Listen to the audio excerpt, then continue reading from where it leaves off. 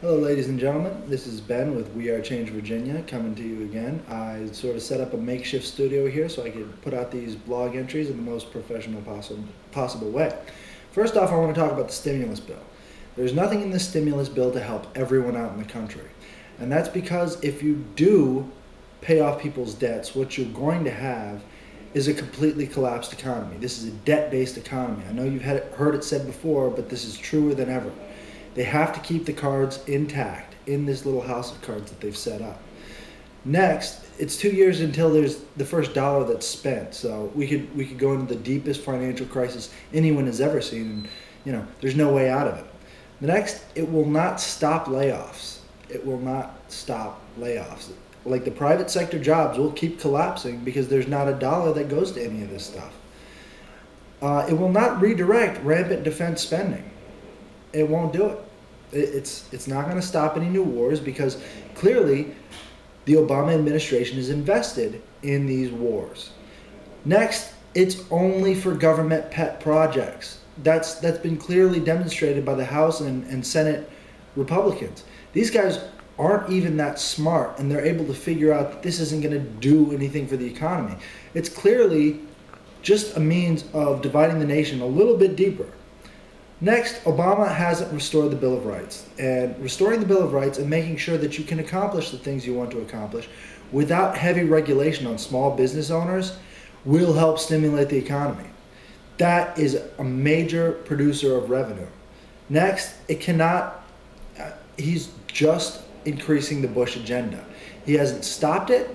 He hasn't redirected it. He's only continued the Bush agenda. This is part of the Bush agenda, as you've seen with the bailout before. That's part of the Bush agenda. And clearly, he's responsible for the first bank theft. If it wasn't for him, I think about 40% of the Democrats who were voting for the bailout bill would have said no, because they knew that he was going to be the next president. But he clearly wanted these bankers to steal everything from us. So here's the solution. Legalize industrial hemp. We're not even talking about pot. It takes a telephone pole-sized joint to even get high off of industrial hemp. It's completely pointless to say anything other than legalize it. I mean, you don't have to fund it because it'll fund itself. Next is stop spending on nonviolent drug offenders. If you stop the spending on them, you'll have more to redirect towards, college programs, maybe school systems. So many more things are more worthy than putting nonviolent drug offenders behind bars. Next, we need to consolidate what's left of the comprehensive financial report and start giving it back to the people as tax refunds. There have been trillions of dollars stolen from the country and put into municipal reinvestments. I would suggest that people go out there and check out Comprehensive Financial Reports Exposed. There's no more time left to procrastinate on any of this. You have to go and tell your representatives, state and federal, that we need to use what's left of this money if it hasn't all gone offshore.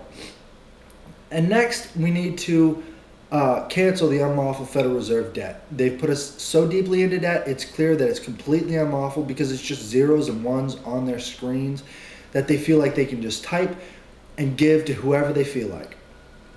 And after that, we need to restore state sovereignty. There are already 20 states who are going ahead with a reaffirmation of the 10th Amendment. This is key. If the states can do what they want, when they want to, without having unfunded mandates slapped on their heads, we could see a little bit more change. Plus, it's easier to get elected to a state position than it is to a federal position. The federal government is gone. Give up hope about the next president, because all we're going to see is another puppet. Right now, we have to get our state officials in line so that they can resist the federal government agenda, and by extension, the international banker agenda, because those are the people who own the federal government. Thank you very much. This has been Ben with We Are Change Virginia, and this is blog number 2.